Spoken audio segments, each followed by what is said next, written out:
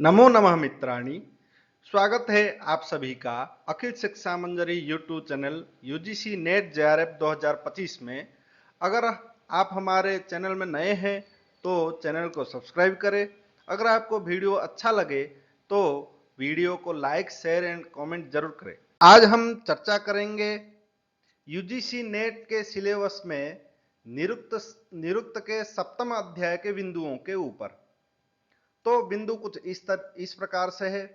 त्रिविध मंत्र, देवता ज्ञान का विशिष्ट विधि, अनादिष्ट देवता मंत्रों का परीक्षा, देवता विभाग, देवता स्वरूप, देवताओं का भक्ति साहचर्य, मंत्रादि पदों का तथा छंदों का निर्वचन, अग्नि शब्द निर्वचन, जातवेद शब्द का निर्वचन, वैश्वानर शब्द का निर्वचन। सर्वप्रथम हम त्रिविध मंत्रों के बारे में चर्चा करते हैं। ये अध्याय सप्तम प्रथम पाद का विषय है। यास्काचार्य जी कहते हैं, तास्त्रिविधा ऋचः परोक्षकृताः प्रत्यक्षकृताः आध्यात्मिक्यश्च। ये जो ऋचाएं होती है यानी मंत्र होते हैं, ये तीन प्रकार के होते हैं मूलतः: परोक्षकृत, प्रत्यक्षकृत, आध्यात्मिक्य। उसमें से परोक्षकृत किसको कहते हैं? तो तत्र परोक्षकृताः सर्वाभिर्नाम नाम विभक्तिभिः युज्यते प्रथम पुरुषैः च आख्यातस्य। यानी परोक्षकृत मंत्र वही होते हैं जिसमें देवताओं का नाम प्रथमा द्वितीय तृतीय आदि से आरंभ करके सप्तमी विभक्ति पर्यंत के देवताओं के नामों में प्रयुक्त हो तथा क्रिया प्रथम पुरुष वाला हो। उसी मंत्र को हम परोक्षकृत मंत्र कहेंगे। अब परोक्षकृत मंत्र के उदाहरण सारणी के माध्यम से समझने की कोशिश करते हैं। सबसे पहला मंत्र है इंद्रो दीव इंद्र ईशे पृथिव्या। इंद्र द्विलोक है तथा इंद्र ही पृथ्वी लोक के ऊपर शासन करता है। इस मंत्र का अर्थ है यह। इस उदाहरण में इंद्रो यानी इंद्र यह प्रथमा विभक्ति का प्रयोग है तथा ईसे ये क्रिया है और प्रथम पुरुष का प्रयोग क्रिया में है, इसलिए इसको परोक्षकृत मंत्र का उदाहरण कहेंगे। फिर आगे बता रहे इंद्रमित गाथिनो बृहत। इंद्रमित यहां पर भी इंद्रम ऐसे द्वितीय विभक्ति का प्रयोग है इंद्र में, इसलिए इसको भी हम परोक्षकृत मंत्र का लक्षण कहेंगे। हाँ, और इसके संपूर्ण मंत्र को देखते हैं तो अनुशता ऐसा क्रियापद मिलता है जो कि प्रथम पुरुष से युक्त है, इसलिए इसको परोक्षकृत मंत्र कहेंगे। फिर आगे इंद्रेण इते त्रस्सवो वेविषाणः। इंद्रेण ऐसा प्रयोग है इसमें, इसीलिए इसको तृतीय विभक्ति का प्रयोग होने के कारण इसको परोक्षकृत मंत्र कहेंगे। इंद्राय सामगायत। इंद्राय चतुर्थी विभक्ति तथा इंद्र देवता, यहां पर देवता इंद्र है और देवता में विभक्तियों का प्रयोग है, ठीक, इसलिए इसको परोक्षकृत मंत्र का उदाहरण कहेंगे। फिर आगे बता रहे नेन्द्रादृते पवते धाम किंचन।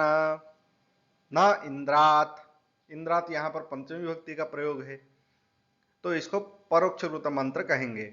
इंद्रस्य नो वीर्याणि प्रवोचम। यहां पर इंद्रस्य षष्ठी विभक्ति का प्रयोग दिखाई पड़ रहा है। फिर आगे बता रहे कि इंद्रे कामा अयंशता। इंद्रे सप्तमी एकवचन। तो इस तरीके से अगर हम देखेंगे तो देवताओं में जहां पर देवता कर्ता पद हो तथा क्रिया में प्रथम पुरुष का प्रयोग हो उसको हम परोक्षकृत मंत्र कहेंगे। अब मंत्र के द्वितीय प्रकार है प्रत्यक्षकृत।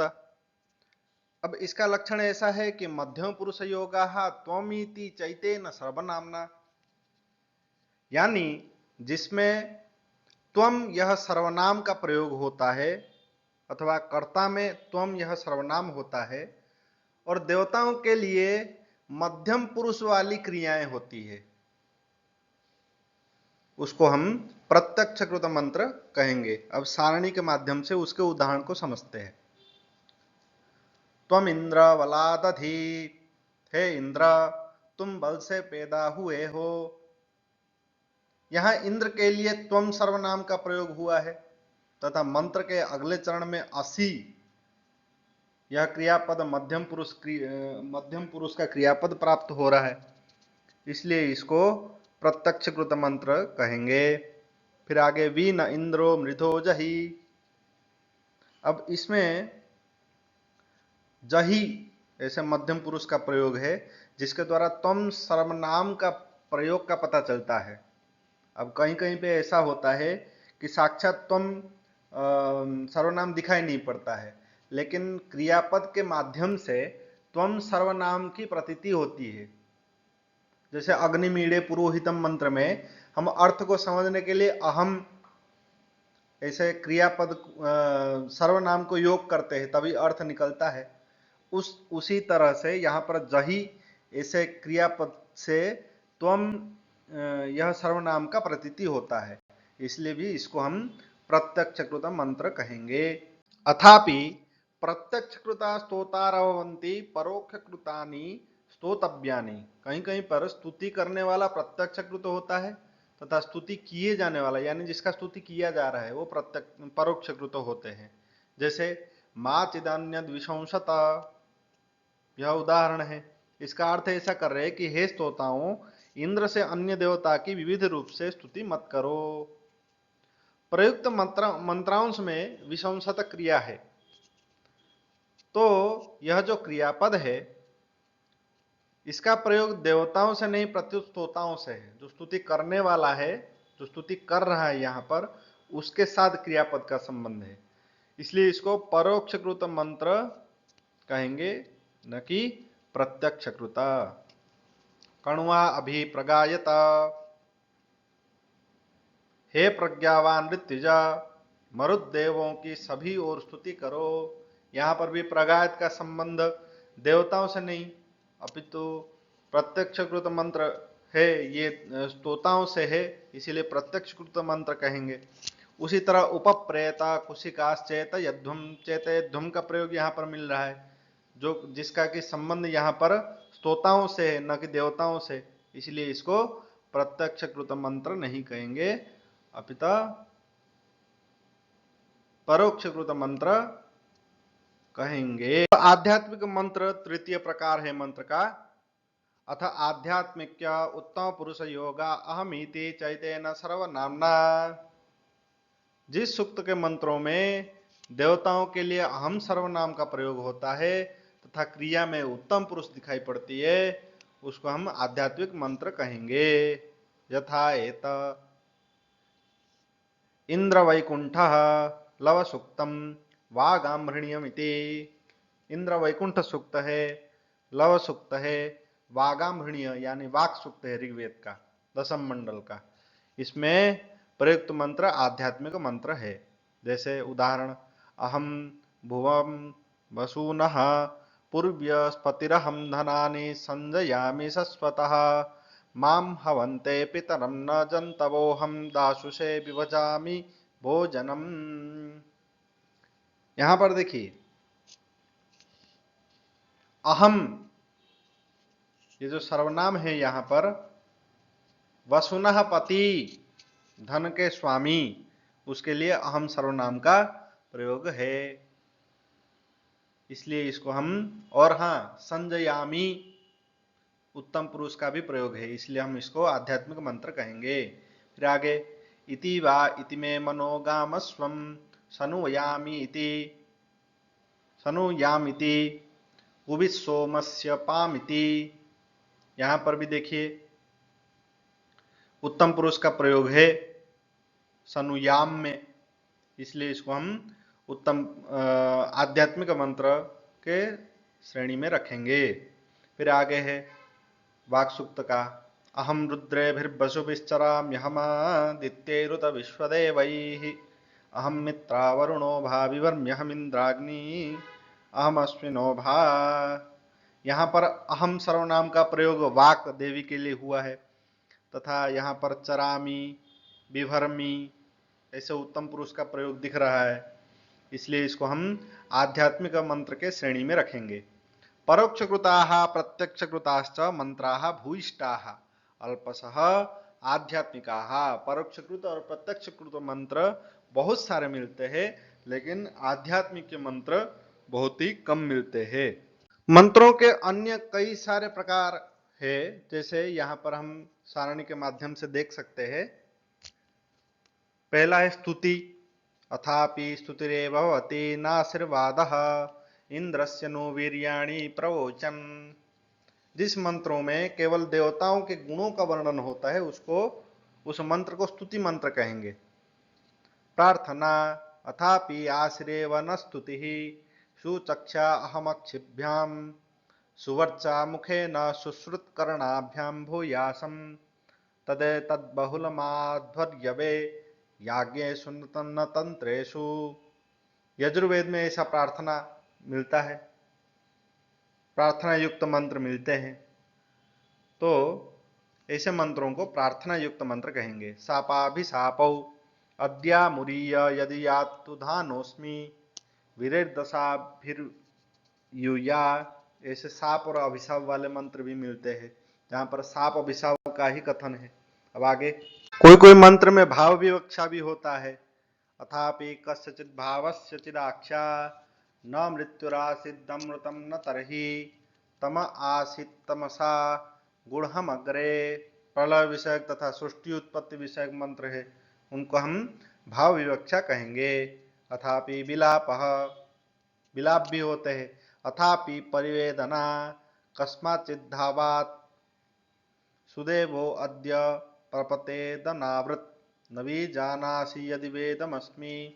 दीर्घतमा के द्वारा विलाप भी होता है कहीं कहीं पे मंत्रों में।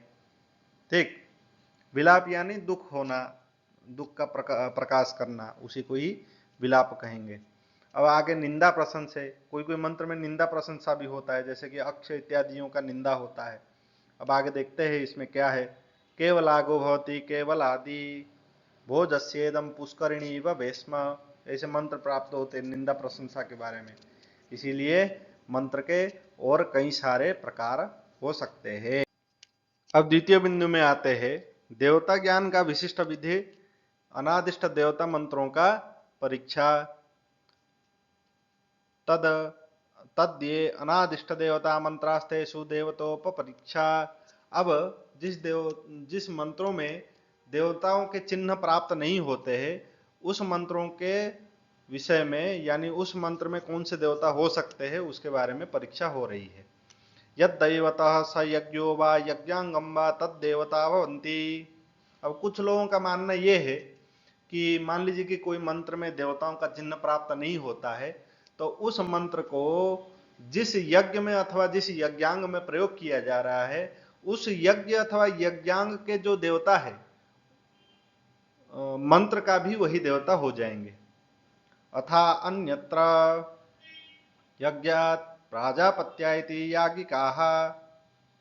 याज्ञिकों के अनुसार जिस अनादिष्ट देवता वाले मंत्रों का विनियोग यज्ञ अथवा यज्ञांगों में नहीं हुआ रहता, उन अनादिष्ट देवता वाले मंत्रों का देवता प्रजापति होते हैं। यानी कोई कोई मंत्र ऐसे होते हैं जिनका कोई भी यज्ञ में अथवा यज्ञांग में प्रयोग नहीं होता है, उनके प्रजापति देवता हो जाएंगे। नैरुक्त मत निरूपणम। अब नैरुक्तकार क्या कहते हैं कि नारा संशा इति नैरुक्ताः। निरुक्तकार यास्क के अनुसार जिस मंत्र में कोई भी देवता का चिन्ह प्राप्त नहीं होता है, उसके देवता नाराशंसो होते हैं। नाराशंसो शब्द का अर्थ यहाँ पर है अग्नि अथवा यज्ञ। ठीक है, अग्नि यानी पार्थिव अग्नि, और यज्ञ यानी यज्ञो वै विष्णु वाला विष्णु देवता उस मंत्र में देवता होंगे। यज्ञो वै विष्णु ऐसा कहा गया है, और अग्नि वै सर्वा देवता कहा गया है। ठीक, अब आगे अपि वासा काम देवता स्यात्। ऋषियों ने मनुष्यों के हित के लिए मंत्रों का दर्शन किया है, अतः मनुष्यों की किसी कामना या प्रार्थना का ही वर्णन उस मंत्र में प्राप्त होता है।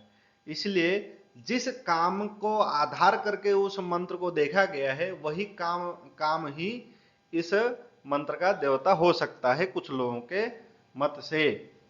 प्रायो देवता वा अस्ति ह्याचारो बहुलं लोके देवदैवत्यम अतिथिदैवत्यम पितृदैवत्यम।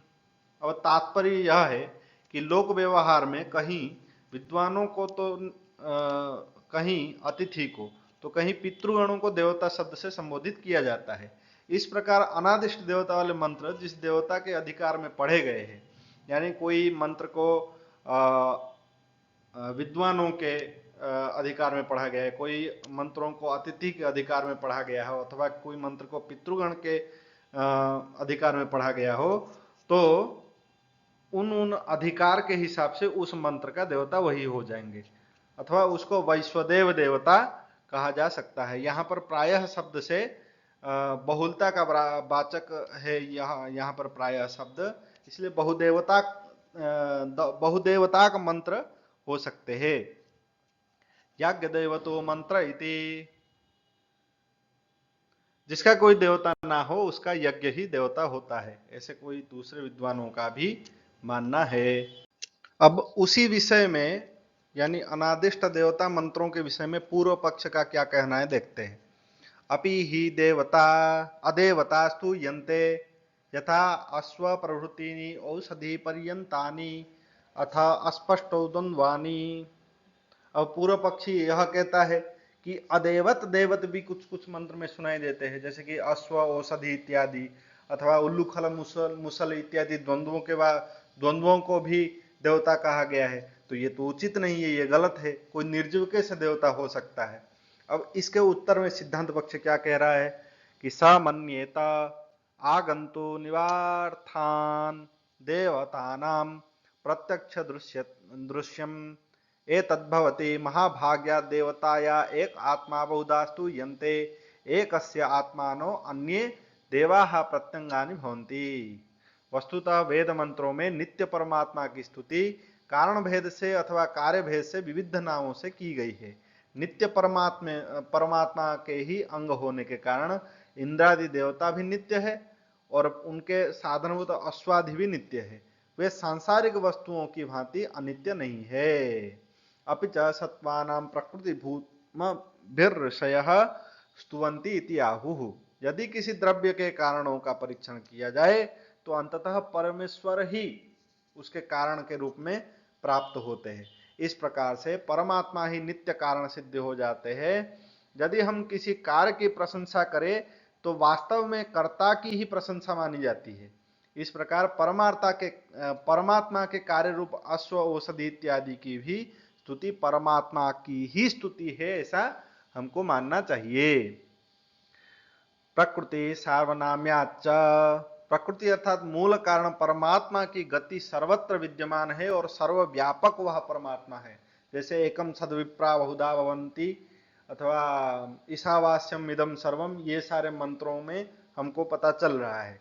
वह एक ही परमात्मा अनेक गुणों से स्तुत होता है, अतः कोई पदार्थ अदेवता नहीं होता है। इससे यह सिद्ध हो जाता है अथवा निश्चित हो जाता है कि अश्व इत्यादि पदार्थों में भी देवता की विद्यमानता रहती है।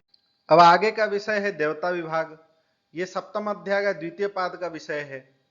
अब बोलते हैं देवता के विभाग के बारे में, बोलते हैं यास्काचार्य जी कि तिस्रैव देवता इति नैरुक्ताः अग्नि ही पृथ्वी स्थानः वायुर्वेन्द्रो वा अंतरिक्ष स्थानः सूर्योदयस्थानः।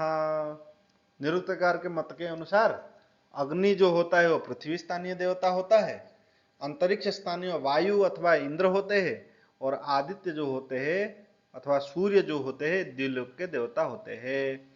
तासाम महाभाग्यादेकैकस्यापि बहुनी नामधेयानि भवन्ति। देवताओं में महाभाग्य होता है, ठीक है, उनके अनेक को गुण होते हैं। अनेक गुणों के आधार पर इन्हीं देवताओं के अलग अलग नाम होते हैं। अपि वा कर्म पृथक्त्वात् या होता अध्वर्यु उदगाते ति अपि एकस्य सतः। जैसे कोई ऋत्विक होता है, पंडित जी होते हैं, ये कहीं पर होत्रु कार्य का संपादन करते हैं तो वहां पर होता कहलाने लगते हैं, कहीं पे अध्वर्यु कार्य का संपादन करते हैं तो वहां पर अध्वर्यु कहलाने लगते हैं, कहीं पे सामगान करते हैं तो उनको उद्गाता कहा जाने लगता है। कहीं पे ब्रह्म का कार्य संपादन करते हैं तो उनको ब्रह्मा कहा जाने लगता है। इसलिए कार्य भेद से जैसे एक व्यक्ति होता अध्वरी उद्गाता ब्रह्मा हो जाता है, उसी तरह देवताएं भी कार्य भेद से पृथक पृथक नाम वाले हो जाते हैं। अपि वा पृथगेव स्युः पृथक ही स्तुतयो भवन्ति, अथवा इनके अलग अलग स्तुतियां होने के कारण इनको अलग अलग नाम पड़ जाते हैं। अब पूर्व पक्ष यहाँ पर क्या कह रहा है कि तथा विधानानि यतो एतत् पृथक्त्वादिति बहवोऽपि विभज्य कर्माणि कुर्युः। यह जो कहा गया है कि कर्म के आधार पर एक ही देवता के अनेक नाम हैं, यह ठीक नहीं है, क्योंकि अनेक मनुष्य भी परस्पर बांट कर कार्यों को करते हैं। इस प्रकार देवता तीन ही नहीं अनेक है। एक ही देवता की कई नामों से स्तुति नहीं की गई है, प्रत्युत वो देवताएं ही अलग अलग है और उन अलग अलग देवताओं के ही स्तुति की गई है। पूर्व पक्ष के जवाब में सिद्धांत पक्ष बोलता है कि तत्र संस्थान एकत्वं संभोग एकत्वं च उपेक्षितव्यं यथा पृथिव्यां मनुष्याः पशवो देवा इति स्थानैकत्वं संभोगैकत्वं च दृश्यते यथा पृथिव्याः पर्जन्येन च वायुवादित्याभ्यां च संभोगः अग्निना चेतस्य लोकस्य। देवता में दो प्रकार की समानता होती है, स्थान की समानता और भोग की समानता। स्थान की समानता में सभी समान स्थानीय होते हैं, जैसे पृथ्वी पर अग्नि, मनुष्य, पशु, पक्षी, पर्वत इत्यादि। और कुछ समान भोग वाले होते हैं, जैसे पृथ्वी का मेघ, वायु और आदित्य के समान भोग है, तथा अंतरिक्ष का पार्थिव अग्नि और तथा द्युलोक की आदित्य अग्नि के साथ संभोग है।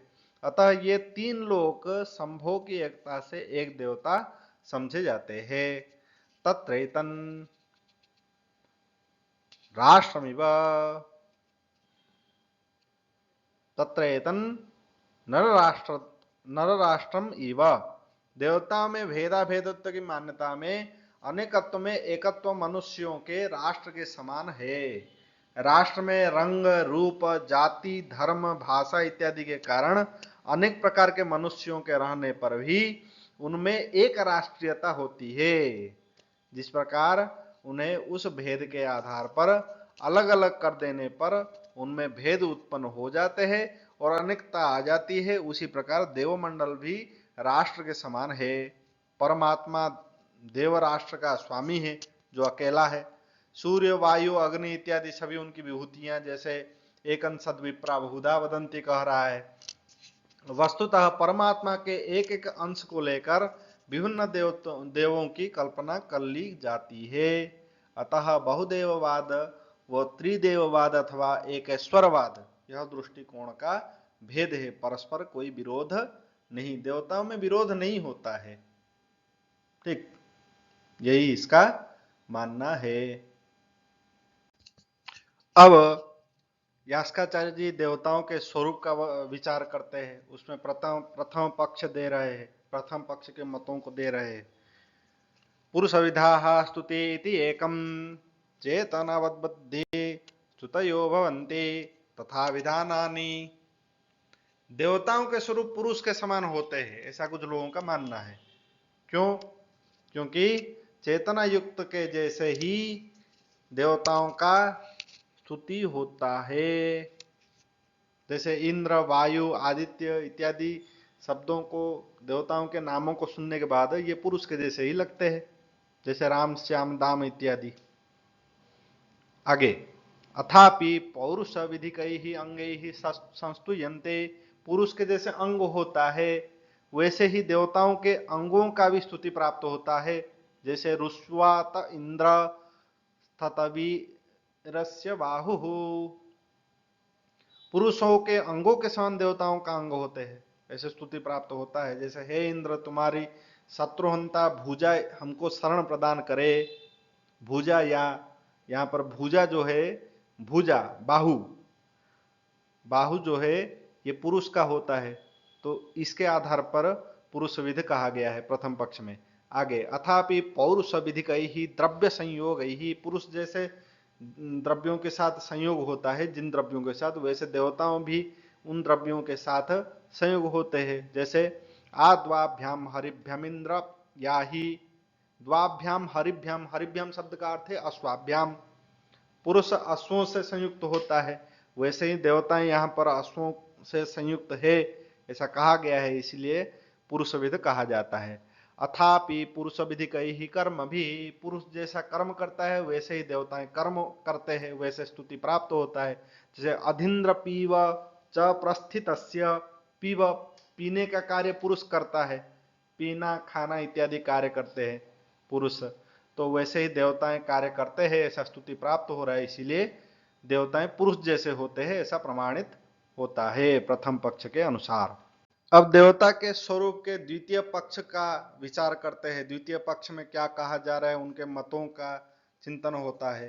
अपुरुषविधाः स्तुतिः इति अपरम, अथो एतच्चेतनवद्वद्भिः स्तुतयो भवन्तीति अचेतनानि अपि एवं स्तूयन्ते यथा अक्ष प्रभृतीनि औषधि पर्यन्तानि। अगर देवताएं पुरुष के समान स्तुति होते हैं तो चेतना व अचेतन पदार्थ भी पुरुष के समान स्तुति होते हैं। इसीलिए द्वितीय पक्ष का मेन मुद्दा ये रहेगा कि अपुरुष यानी पुरुष के समान नहीं होते हैं देवताएं, अपुरुष के समान होते हैं, ठीक है, जड़ के समान होते हैं। जैसे अक्षय इत्यादि जड़ होते हैं, फिर भी इनका स्तुति होता है, इसीलिए देवताएं जड़ होते हैं। अब आगे, अथो एतत् पौरुष विधिकैः अंगैः संस्तूयन्त अत्यचेतनेषु अर्येतद् भवति अपि क्रन्दन्ति हरितेभिः आसभिः इति ग्रावस्तुतिः। मंत्र में अचेतन पदार्थ की स्तुति की गई है, ठीक है, जैसे प्रथम पक्ष में किया गया था वैसे ही, ठीक है। जैसे प्रथम पक्ष में द्रव्य से, पुरुष विधि का द्रव्य से संयोग होने का चर्चा हुआ था, वैसे ही यहाँ पर है, ठीक है। जैसे अपिक्रंदति हरिते भी आसभी ऐसा कहा जा रहा है, ठीक है। इसका अर्थ ऐसा ही है, हरे रंग वाले मुखों से ये सोमरस पीसे गए पत्थर मानो बुला रहे हैं, ऐसे पत्थर की स्तुति गई है। पत्थर का मुंह होता है, ठीक है, जैसे पुरुष का मुख होता है वैसे ही पत्थर का मुख होता है, ठीक है, ऐसा स्तुति प्राप्त हो रहा है, इसीलिए ये देवताएं जो होते हैं ये जड़ होते हैं। अब आगे, अथो एतत् पुरुष विधिकैः द्रव्य संयोगैः इत्यतदपि तादृशमेव सुखम रथम युजे सिंधुरश्विनम इति नदी स्तुतिः, ठीक है। जैसे पुरुष द्रव्यों से संयोग होने के कारण पुरुष विध कहा गया था, वैसे ही पुरुष संबंधित द्रव्य से जड़ पदार्थ भी संयुक्त होता है, ठीक है। जैसे सुखम रथम युजे जो है, ये रथ जो है ये पुरुष से संबंधी होता है, लेकिन यहाँ पर नदी जो जड़ है उसको रथ के साथ संबंध बैठाया गया है, इसीलिए नदी जड़ है तो देवताएं भी जड़ होते। यहाँ पर नदी देवता है, ठीक है, तो नदी जड़ है, इसीलिए ही देवताओं को जड़ माना गया है। आगे, यथो एतत् पुरुष विधिकैः कर्मभिः इत्यतदपि तादृशं होतुश्चित् पूर्वे हविरद्यमासत, ठीक है, इति गावस्तुति ही एव। अचेतन पदार्थ में भी दिखाई पड़ती है कर्म की, ठीक है। जैसे होता से पहले ही इन शिलाओं ने भक्षण या हविष को खा लिया, ठीक है। ग्रावस्तुति यहाँ पर हो रहा है, पत्थर ने खा लिया ऐसा बोल रहे हैं, ठीक है। तो जड़ में भी खाने का क्रिया दिखाई पड़ रहा है, इसलिए देवताएं जड़ होते हैं, ऐसा द्वितीय पक्ष का मानना है। देवता स्वरूप का तृतीय पक्ष का यह कहना है, अपि वा उभय विधा स्युः, ठीक है। कुछ लोग मानते हैं कि दोनों ही प्रकार के देवताएं होते हैं, यानी चेतनत्व भी होता है और जड़त्व भी होता है देवताओं में, ठीक है, अभी चतुर्थ पक्ष क्या कह रहा है? अपि वा पुरुष विधानामेन सत्ताम कर्मत्मान एते स्युः यथा यज्ञो यजमानस्य। ठीक है, ये भी दोनों प्रकार को मानता है, यानी चेतनत्व भी हो सकता है और जड़त्व भी हो सकता है, लेकिन उसको अलग तरीके से। जो जड़ देवताएं होते हैं ये चेतन देवताओं के अधीन रहते हैं। ठीक है, यानी चेतन देवताओं के कर्म स्वरूप जड़ देवताएं होते हैं। जैसे यज्ञ यजमान के अधीन रहता है। ठीक है, यजमान करेगा तभी ना यज्ञ होगा, नहीं तो यज्ञ अपने आप तो हो नहीं सकता। इसीलिए देवताएं दोनों ही प्रकार के होते हैं। चेतन देवताएं इंद्र इत्यादि जो देवताएं हैं ये इनके अधीन में जड़ देवताएं रहते हैं, ग्रावा इत्यादि, और ग्रावा इत्यादि चेतन देवताओं के कर्म स्वरूप होते हैं। अब अग्नि, इंद्र अथवा वायु और आदित्य, इन तीनों के भक्ति साहचर्य के बारे में देखते हैं, जो कि निरुक्त के सप्तम अध्याय के तृतीय पाद का वर्णित विषय है। अग्नि भक्ति के बारे में पहला चर्चा करते हैं। इसका लोक होता है पृथ्वी, सवन होता है प्रातः सवन, ऋतु होता है वसंत ऋतु, छंद होता है गायत्री, स्तोम होता है त्रिवृत, साम होता है रथंतर। जातवेद से लेकर ऊर्जाहुति पर्यंत 51 देवताओं का यह प्रतिनिधि करता है, और अग्नाई, पृथ्वी, ईड़ा इनके स्त्रियां हैं। और कर्म क्या है? तो वहनांच हविषाम, देवताओं के लिए हवियों का वहन करना। आवाहनंच देवतानाम, देवानाम, यज्ञ में देवताओं का आवाहन करना। वाष्टि विषयकम, देखने के लिए प्रकाश प्रदान करना भी इसका कार्य है। अब साहचर्य इसका किस किस के साथ है? ये सांस्ताविक देवा, यानी स्तुति किया जाता है इनका किनके साथ? तो इंद्र, सोम, वरुण, पर्जन्य, ऋतु, इनके साथ ही इनका स्तुति प्राप्त होता है। और विष्णु और पुषण देवता के साथ इनको हवियां दी जाती है। और भक्ति शेष में ऋतु है शरद, छंद है अनुष्टुप, स्तोम है एकविंश और साम है वैराज। इंद्र भक्ति देखते हैं। लोक है अंतरिक्ष, सवन है माध्यम दिन, ऋतु है ग्रीष्म, छंद है त्रिष्टुप, स्तोम है पंचदश, साम है बृहत।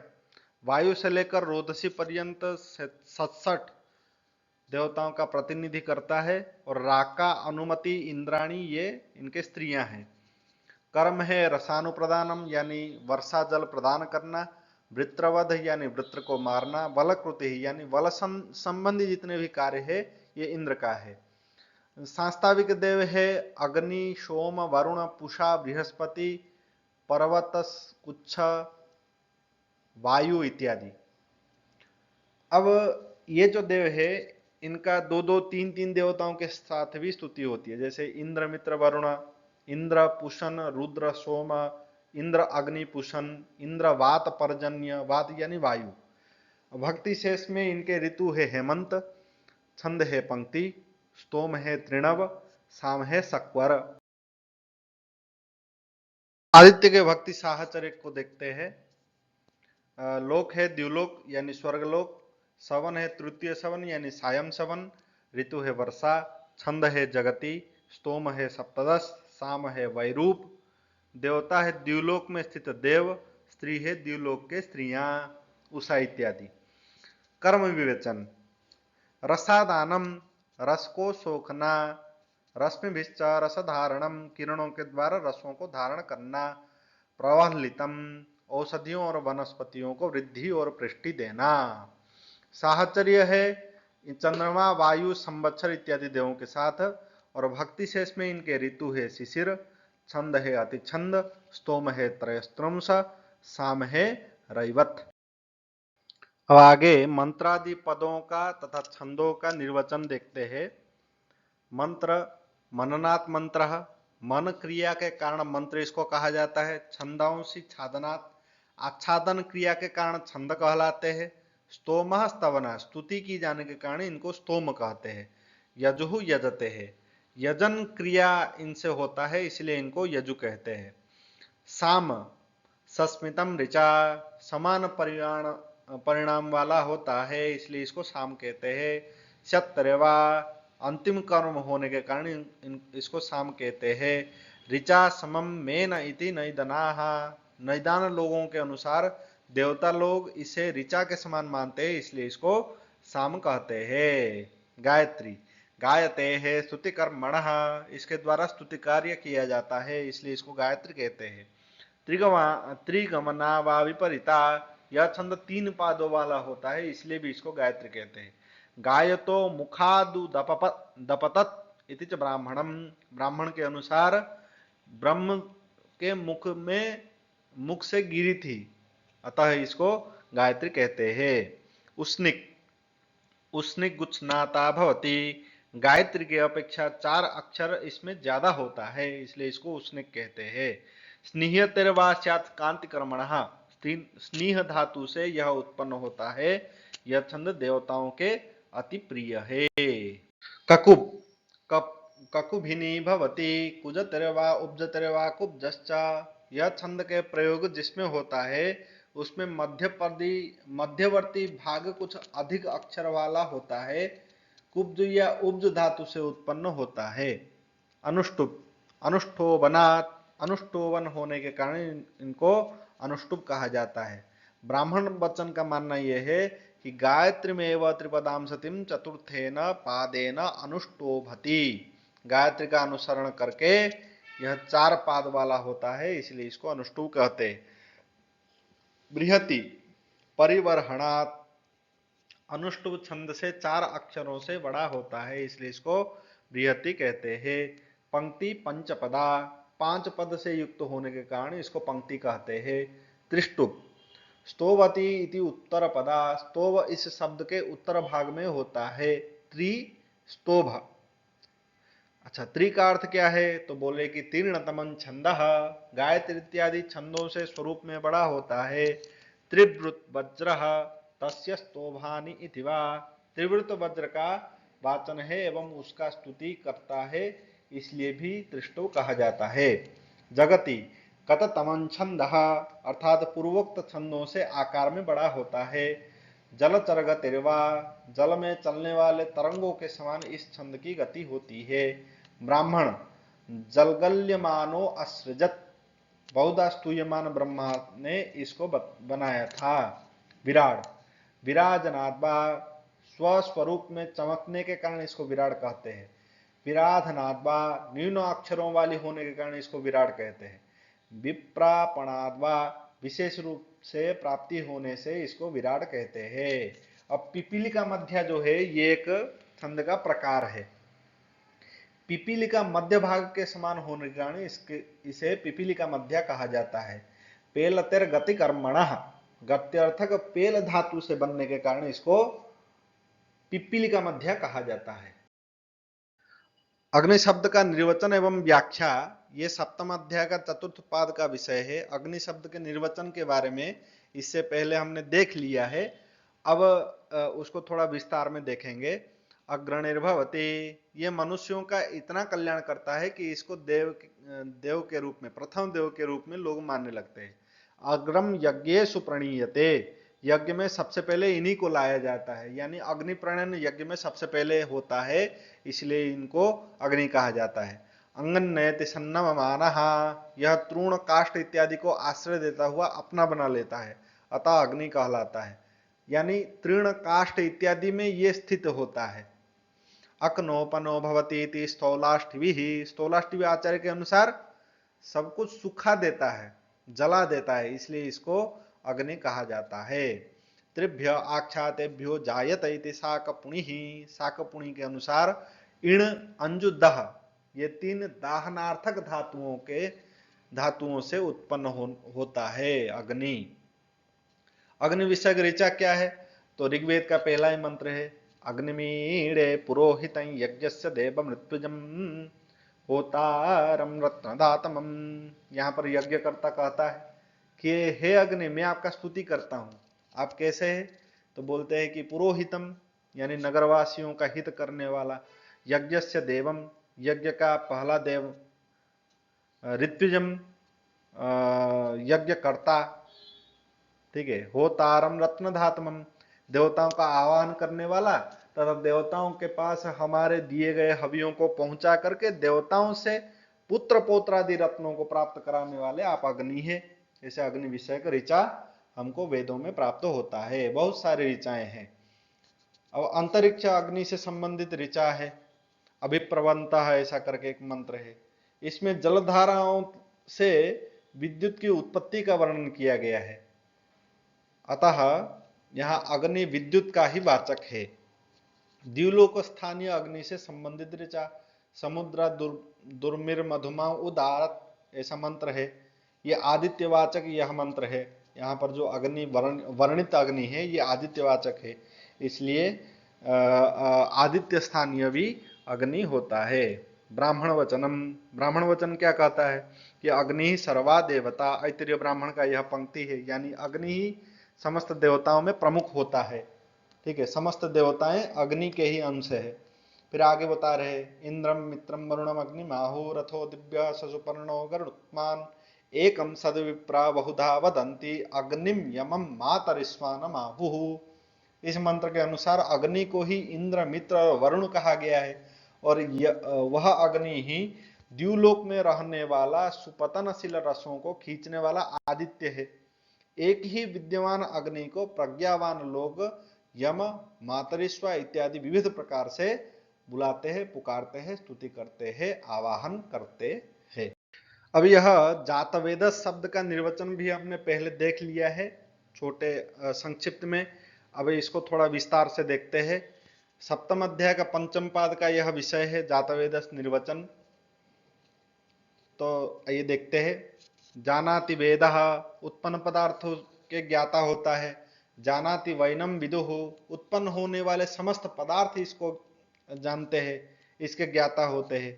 जाते जाते विद्यत इति वा, यह अग्नि उत्पन्न होने वाले समस्त पदार्थों में विद्यमान रहता है। जात वित्तो वा जात धनः, यह अग्नि धन का उत्पादक एवं धन का प्रदाता होता है। जात विद्यो वा जात प्रज्ञान, स्वभाव से प्रज्ञावान होता है, इसलिए इसको जातवेद कहते हैं। ब्राह्मण का क्या कहना है कि यत् तज्जातः पशु न विन्दते इति तज्जातवेदसो जातवेदस्त्वम्। ब्राह्मण ग्रंथों के अनुसार उत्पन्न होते ही पशुओं तथा मनुष्यों को प्राप्त हो जाता है, इसलिए यही इसका जातवेदत्व है।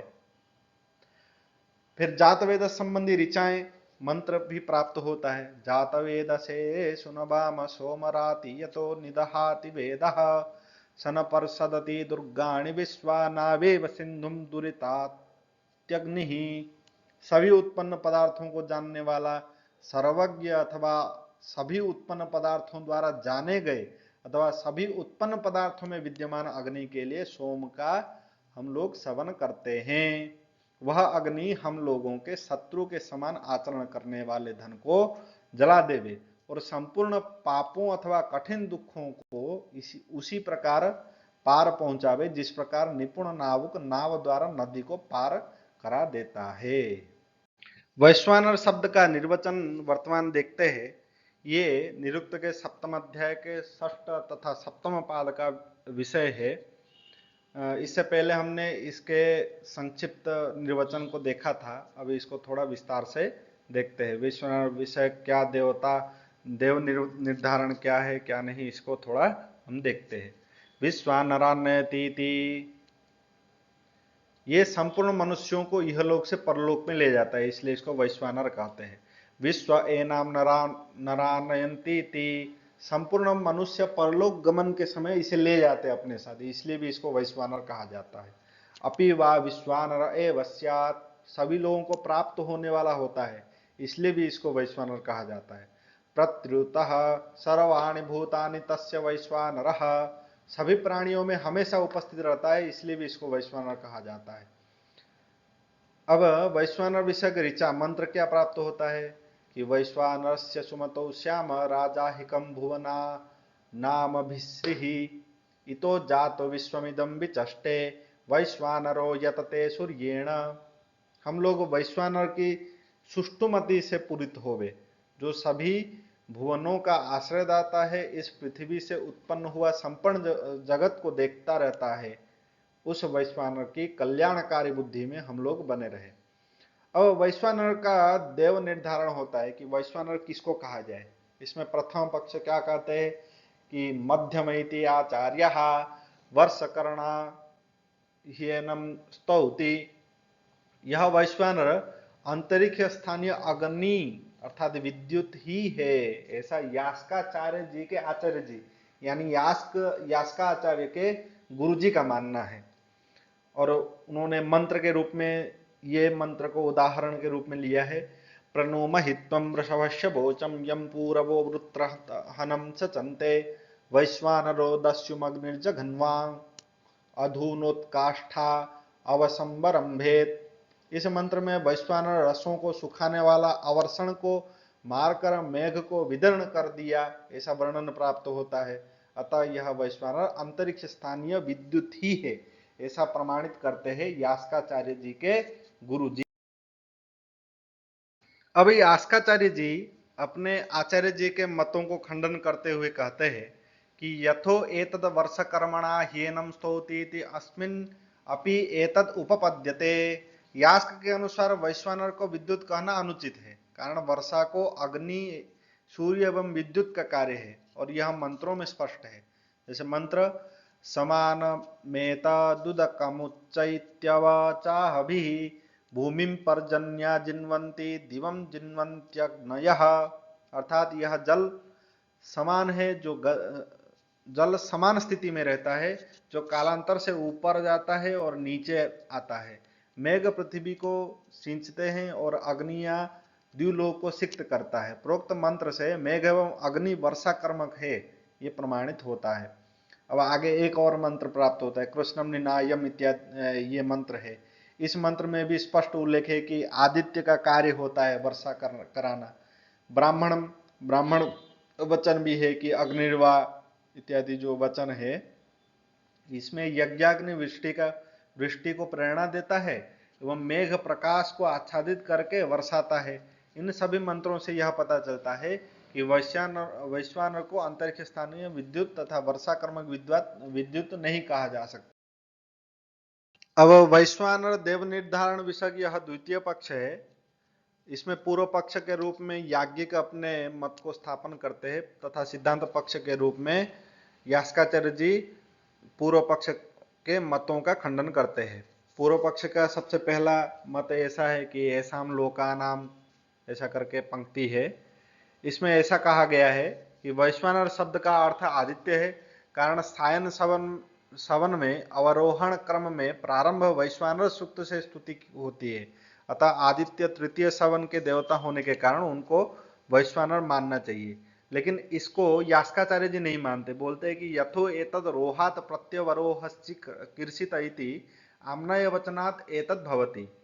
जो आरोहण इत्यादि वह विधि है एवं वैश्वानर सुक्तोच्चारण यह अर्थवाद है। अतः विधि और अर्थवाद के आधार पर हम आदित्य को अगर वैश्वानर कहते हैं तो वो अनुचित है।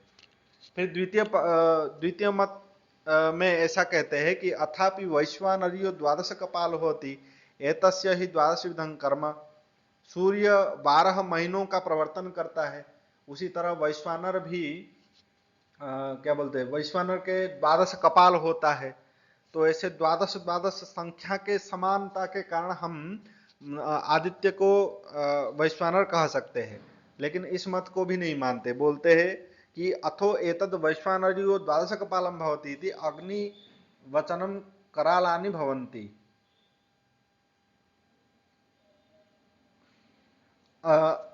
अस्ति ही शौर्य एक कपाल पंच कपालश्च। कपाल संख्या एवं महीनों के प्रवर्तन के संख्या के आधार पर हम जो मत दे रहे हैं ये भी गलत है, क्योंकि जो कपाल होता है वो तो अनिर्वचनीय होता है। उसके आधार पर हम जो बोलेंगे आदित्य को वैश्वानर बोलेंगे तो मत भी गलत हो जाएगा, क्योंकि सूर्य के लिए भी कभी एक कपाल होता है, कभी पंच कपाल होता है। तो कपालों की संख्या में कोई निर्धारणता नहीं रहता है, इसलिए आप जो यह मत दे रहे हैं ये गलत है। अथापि ब्राह्मणं भवति असो वा आदित्यो वैश्वानर अग्निर्वैश्वानरः इति ब्राह्मण ग्रंथों में आदित्य को वैश्वानर कहा गया है, अतः आदित्य ही विश्वानर है, वैश्वानर है, ऐसा पूर्व पक्ष का तृतीय मत है। इसको इसको भी नहीं मानते हैं। यास्काचार्य जी बोलते हैं कि यथो एतद् ब्राह्मणं भवति इति बहुभक्तिवादिनी ही ब्राह्मणानि भवन्ति। पृथ्वी वैश्वानरः, संवत्सरो वैश्वानरः, ब्राह्मणो वैश्वानरः। अब ब्राह्मण ग्रंथ जो है ये वैश्वानर को विशेषण के रूप में हरक के साथ जोड़ देता है। जैसे पृथ्वी को भी वैश्वानर कहा है, संवत्सर के साथ वैश्वानर को जोड़ के संवत्सरो वैश्वानरः कहा गया है, ब्राह्मणों के साथ वैश्वानर को जोड़ करके ब्राह्मणों वैश्वानरः कहा गया है। इसीलिए आप ब्राह्मण ग्रंथ के जो आदित्य अग्निर्वैश्वानरः इसको देख करके प्रमाण करना चाह रहे वो भी गलत है। चतुर्थ मत में पूर्व पक्ष ऐसा कहता है कि अथापि निविशौर्य वैश्वानरी भवति अयोध्याम भात्या पृथ्वीम इति एष ही द्यावा पृथिव्या वा भासयति। निविस्तोत्र में सूर्य को वैश्वानर कहते हैं जो पृथ्वी तथा द्युलोक को प्रकाशित करती है, इसीलिए आपको तो मानना ही पड़ेगा कि आदित्य ही वैश्वानर है। तो उसके सिद्धांत पक्ष में ऐसा कहते हैं कि अथो एतद् निविशौर्य वैश्वानरी भवति अस्यैव सा भवति। अब अग्नि का वाचक कहा गया है निविस्तोत्र में वैश्वानर को, जैसे बीड़भ्यो इत्यादि मंत्र है, बीड़भ्यो दीप्यते इत्यादि जो मंत्र है, तो इससे यह प्रमाणित होता है कि अग्नि, इस सूक्त में अग्नि को वैश्वानर कहा गया है। आगे अथापि छांदोमिकम सूक्तम शौर्य वैश्वानरम भवति दीवी पृष्ठो अरोचत इति ऐसा ही दीवी पृष्ठो अरोचयेति चतयति इति। इस मंत्रांश से यह स्पष्ट है कि वैश्वानर वाचक सूर्य द्विलोक में स्थित होकर प्रकाशमान हो रहा है, इसलिए आदित्य को आपको वैश्वानर मानना पड़ेगा।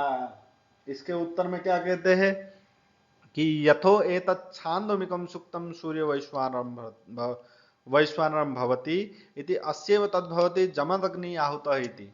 जमदग्न्यः प्रजामिताग्नयो वा प्रज्वलिताग्नयो वा तैः अभिहुतो भवति। पूर्व पक्षोक्त मंत्र गवामयन संबंधी है, तो इन मंत्रों से अग्नि में आहुतियां दी जाती है, न कि सूर्य में।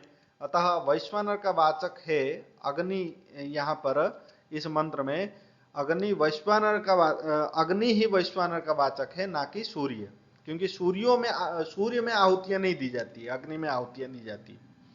अथापि हविष्पान्त्यम सुक्तम शौर्य वैश्वानरम भवति। हविष्पान्त्य सूक्त भी सूर्य के वैश्वानर रूप का प्रमाण देता है, तो आपको तो मानना ही पड़ेगा।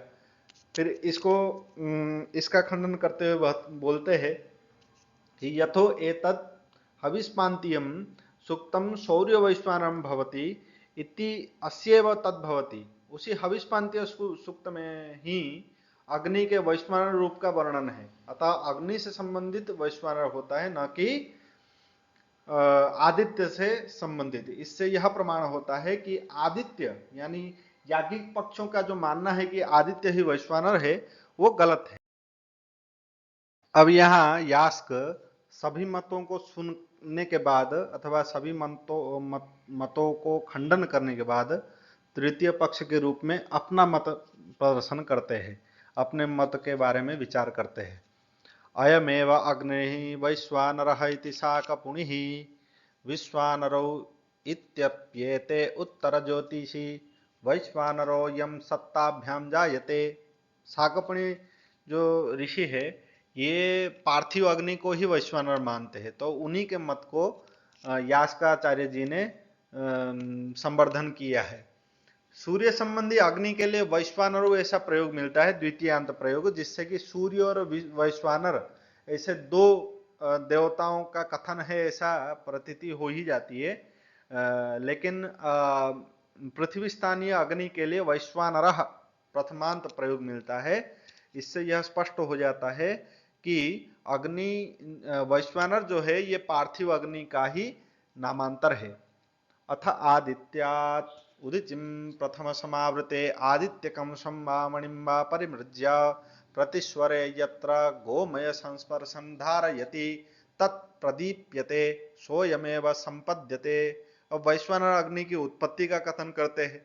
जब सूर्य उत्तर दिशा से उदित होते हैं तब सूर्यकांत मणि को साफ करके गोबर के उपले से बिना स्पर्श किए पकड़ के खड़े होते हैं, तब सूर्य की किरणों उस गोबर के उपले को जला देते हैं। उसी सूर्य से उत्पन्न अग्नि वैश्वानर है। अथाप्याह वैश्वानरो यतते सूर्येण इति न पुनरात्मा संयतते अन्ये नैवान्यः संयतते इत इमम् आदधाति अमुतो अमुस्य रश्मयः प्रादुर्भवन्ति इतो अस्य अर्चिषः तयोर्भासोः संसंगम दृष्ट्वैवमवक्षत। उपरोक्त मंत्रांश में स्पष्ट दिख रहा है कि सूर्य एवं वैश्वानर दोनों की विभक्तियों में भिन्नता दिखाई पड़ती है। सूर्येण वैश्वानर ऐसे, अतः वैश्वानर सूर्य का वाचक नहीं प्रत्युत अग्नि का ही वाचक है। अथ यान्योत्तमिकानि सुक्तानि भागानि वा सावित्राणि वा शौर्याणि वा पौष्णवानि वा वैष्णवानि वा वैश्वदेव्यानि वा तेषु वैश्वानरीया प्रवादा अहविष्यन् आदित्य कर्मणा चैनमस्तो शन्नीति उदेशीति अस्तमेशीति विपर्येशीति। उत्तम स्थानीय भग सवित्र सूर्य इत्यादि देवों के सूक्तों में किसी भी देवता के विशेषण के रूप में वैश्वानर का प्रयोग नहीं हुआ है। अतः सिद्ध होता है कि वैश्वानर आदित्य से संबंधित नहीं है। किसी भी सूक्त में आदित्य के कर्मों के द्वारा वैश्वानर की स्तुति नहीं हुई है। इससे भी स्पष्ट होता है वैश्वानर आदित्य नहीं है। आग्नेयेषु एव हि सूक्तेषु वैश्वानरीयाः प्रवादा भवन्ति अग्निकर्मणा चैवं स्तौतीति वहसीति पचसीति दहसीति। आग्नेय सूक्तों में ही वैश्वानर संबंधी विशेषणों का प्रयोग प्राप्त होता है। अतः अग्नि के ही कर्मों से उसकी स्तुति की जाती है। अतः वैश्वानर अग्नि का ही वाचक है। तृतीय पक्ष में यास्काचार्य जी शाकपुणी आचार्य के मतों को ग्रहण करके वैश्वानर अग्नि ही है इसको सिद्ध करते हैं इति। संपूर्ण वीडियो को देखने के बाद अगर आपका कोई प्रश्न हो या कोई सुझाव हो तो आप हमको कमेंट के माध्यम से जरूर बताएं।